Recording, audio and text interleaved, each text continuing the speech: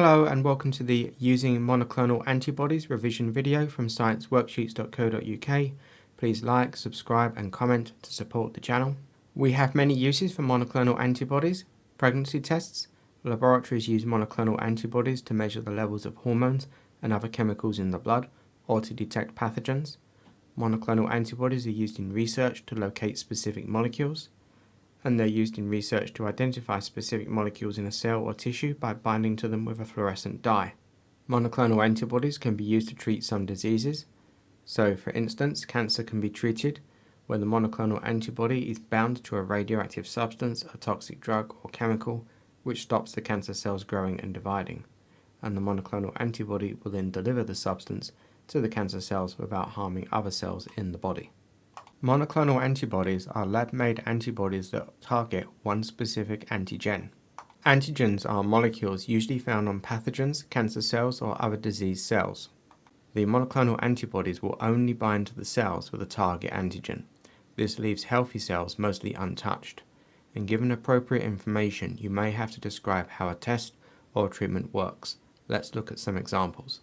A pregnancy test contains monoclonal antibodies that bind specifically to the hormone HCG, which is found in the urine of pregnant women. When the base of the strip is placed into a sample of urine, the urine will soak up the strip. The HCG within the urine will bind to the dye-labeled monoclonal antibodies within the reaction zone of the strip.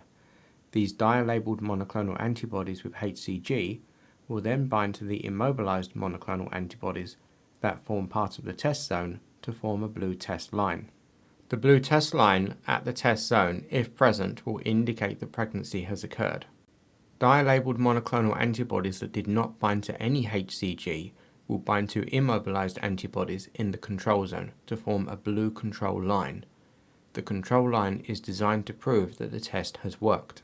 Using monoclonal antibodies to measure the levels of hormones and other chemicals in the blood. For example, measuring a hormone in blood. The monoclonal antibodies with a coloured marker are added to the sample. The antibodies bind to the hormone molecules. If the sample contains more hormone, more antibodies bind. This produces a stronger colour change. Instruments then measure how strong the colour is. The stronger the colour, the greater the amount. Detecting pathogens. Monoclonal antibodies can be produced that are specific to antigens on pathogens, such as viruses or bacteria. A marker, which is a dye, coloured bead, enzyme or fluorescent tag, is attached to these antibodies. When the labelled antibody is added to a sample such as blood, urine, saliva, if the pathogen is present, the labelled monoclonal antibody will bind to the antigen. The attached dye produces a visible colour. If the pathogen is not present, the antibody has nothing to bind to, so no signal is produced. Locating or identifying specific molecules in cells or tissues.